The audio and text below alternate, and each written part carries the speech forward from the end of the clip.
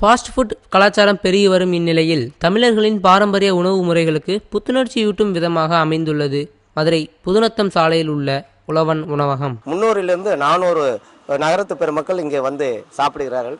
அந்த சாப்பிடுவதோடு மட்டுமல்லாமல் ஒரு நாளைக்கு குறைந்தது 7000 ரூபாயிலிருந்து 8000 ரூபாய் வரைக்கும் அவர்கள் எமது விவசாயிகளுக்கு வருமானம் கிடைக்கிறது.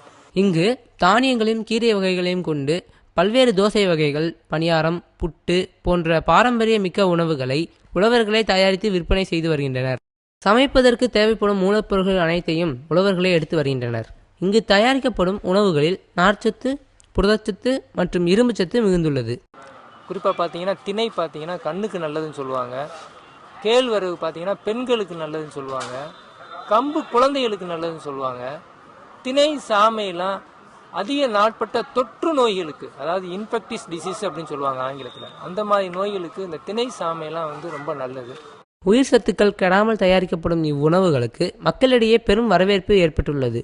ஃபேவரட் பருத்தி பால் பாயசம் தான் நான் சாப்பிடுவேன். மற்றபடி பணியாரம் இனிப்பு காரம் இந்த ரெண்டு இது. அப்புறம் வாழைப்பூ அடை போடுவோம், அதிகமாக சாப்பிடுவேன்.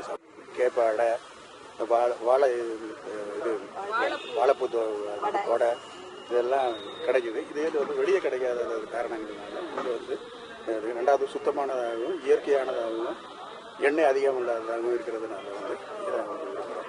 தானியங்களை கொண்டு பிரதான உணவுகள் மட்டுமின்றி சேவு, முறுக்கு, பிஸ்கட் போன்ற நொறுக்கு தீவனங்களையும் தயாரித்து இங்கு விற்பனை செய்கிறார்கள்.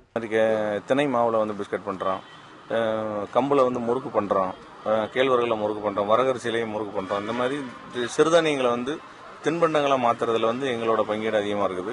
இளைஞர்கள் ஃபாஸ்ட் ஃபுட் சாப்பிடும் பழக்கத்தை குறைத்து கொண்டு வாரத்தில் ஒரு நாளாவது இவ்வுணவுகளை எடுத்துக்கொண்டால் இரத்த கொதிப்பு, சர்க்கரை வியாதி மற்றும் இரத்த சோகை போன்ற நோய்களில் இருந்து தங்களை காப்பாற்றிக் கொள்ள முடியும்.